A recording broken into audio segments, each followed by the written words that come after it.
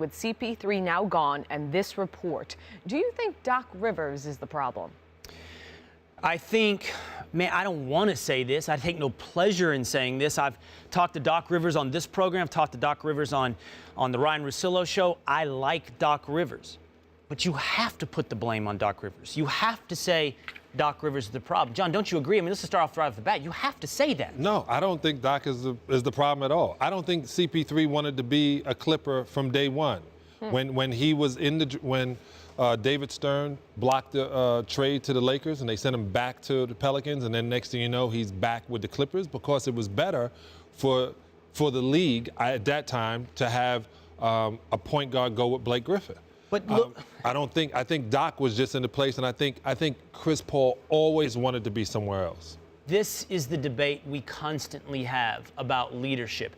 You know, I don't want to say this. I don't want to say this about Doc, but you know, when I see the arithmetic add up, it has to have something at the end of the equal sign.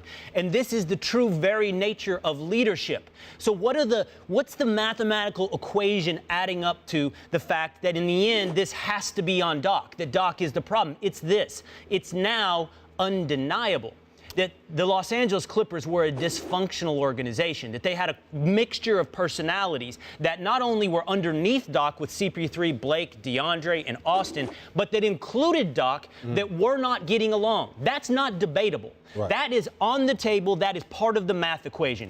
The Los Angeles Clippers did not work from an abstract personality standpoint. Just start there. Forget basketball. Forget it.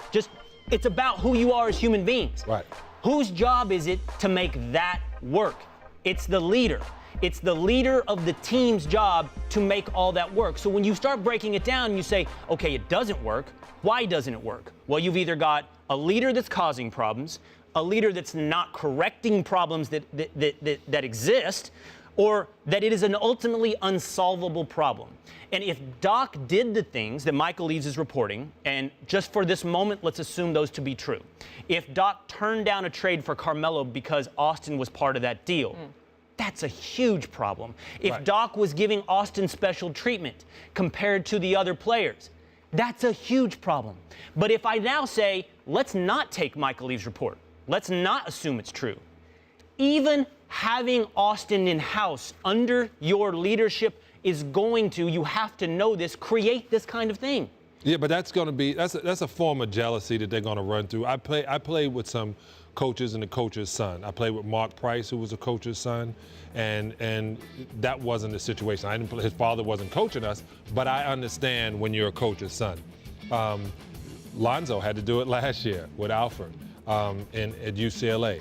Those kids usually play extra hard. Those kids usually do things over the top to prove that they're not daddy's favorite.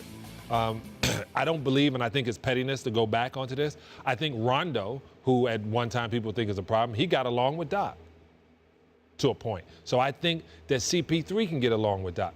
The reason I also don't think it's Doc's fault is these guys have contracts, so they're forced to be in this position. So you might have you might have half the team being oil, half the team being water. They don't want to gel together. When I was on a team, a crazy team, we had different characters, but when we got on court, no egos. That's the man, that's the second man, that's the third option. We were cool with it because it helped us win.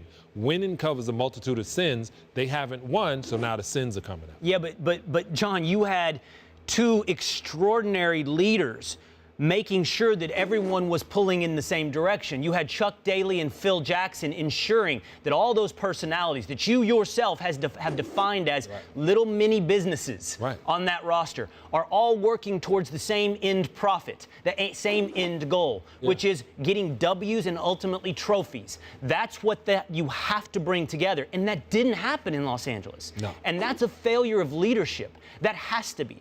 Look, I swear to you, I take no pleasure in this, and I want to be talked out of it. I want to hear from Doc. I want to hear from someone that can tell me, no, this is why, well, I don't even know what can be told to me, John, that it was ultimately, it couldn't be led, that it was impossible situation, that it's dysfunctional at its very core, that there's some other reason that leadership couldn't grab the reins of this thing and put it back on the right track. Well, you're forgetting, Will, that the leadership had changed.